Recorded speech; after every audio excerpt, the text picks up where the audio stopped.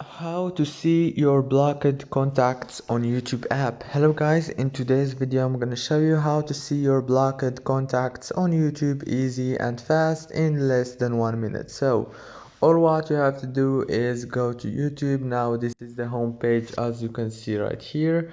Now go to the top corner and click on your profile picture and go down and click on the settings option.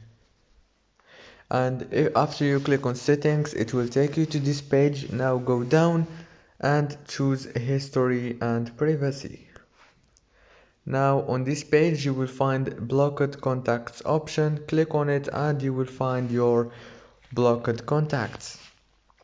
If this video was helpful, please don't forget to like and subscribe. Thank you so much for watching this video until the end. See you later.